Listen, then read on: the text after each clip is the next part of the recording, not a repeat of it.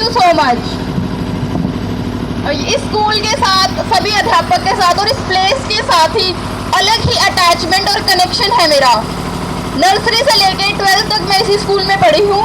यहीं से मैंने अपना जो एम है वो डिसाइड किया था। प्रिंसिपल सर ने ही एक्चुअली मुझे बताया था कि गाइड किया था कि बेटा आप लॉ कीजिए, जुडिशरी में जाइए, आप जज बनोगे। सर को मेरे ऊपर पूरा विश्वास था। वहीं से मैंने फिर BA-LLB के लिए एडमिशन लिया और अपना जो सपना है वो सर की गाइडेंस के साथ ही अचीव कर लिया।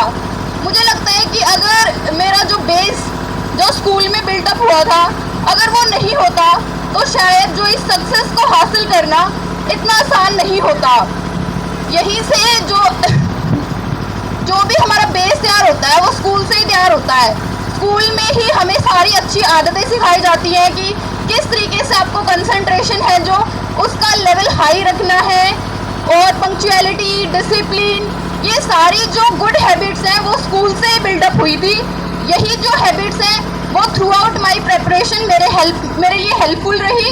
एंड उसके बाद जो मेरी जर्नी है एज अ जज, उसके लिए भी ये जो सारी मेरी हैबिट्स हैं वो हेल्पफुल होंगी और मुझे एक अच्छा नागरिक के साथ साथ एक अच्छा जज बनने में भी हेल्पफुल होंगी।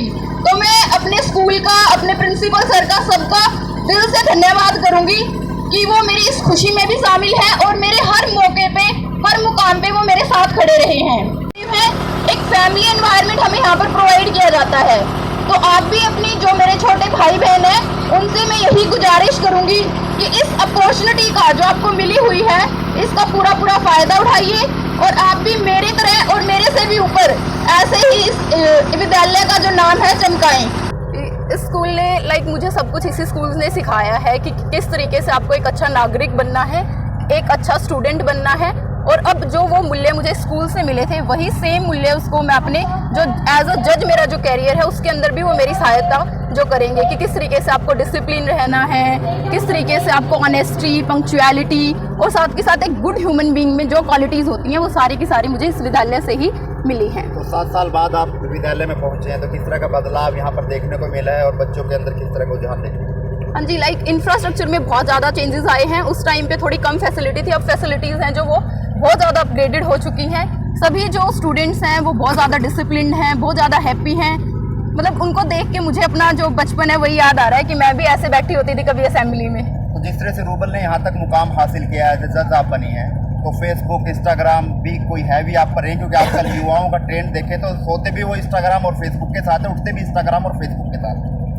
मैंने अपना सोशल मीडिया है जो ग्रेजुएशन है उस टाइम पे तो मैं इंस्टाग्राम चलाती थी। उसके बाद जब मैं प्रेपरेशन कर रही थी उस टाइम पे मैंने टोटली कट ऑफ कर दिया था। 2 साल तक मैंने कोई इंस्टाग्राम, कोई फेसबुक कुछ नहीं चलाया है, फ़ोन को बिल्कुल कट ऑफ कर दिया था। तो तमाम युवा जो है वो मीडिया का जो हर एक चीज़ है उसके प्रो और कॉन्स होते हैं। तो अगर आप सोशल मीडिया को एक बेनिफिशियली यूज़ कर रहे हो तो that would be helpful, but आप सोशल मीडिया को अपने ऊपर हावी नहीं होने दें कि आप इंस्टाग्राम के साथ ही उठ रहे हैं, इंस्टाग्राम के साथ ही सो रहे हैं।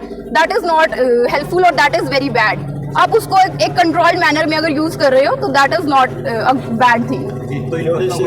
मैसेज दोगे जिस तरह से आप जज बने हो? पहले तो मैं जो हमारा राधा कृष्ण स्कूल के जो प्रिंसिपल मैम हैं, सर हैं, उन्होंने जो इतना ग्रैंड सेलिब्रेशन किया है उनके बहुत बहुत धन्यवाद करना चाहूँगी मैं। और उसके साथ साथ मैं बच्चों को यही बोलना चाहूँगी कि जिस तरीके से आपको सर जो गाइड कर रहे हैं उसी के प्रिंसिपल्स को फॉलो करो, उनको बिल्कुल ब्लाइंडली फॉलो करो, आप श्योरली सक्सेसफुल होगे।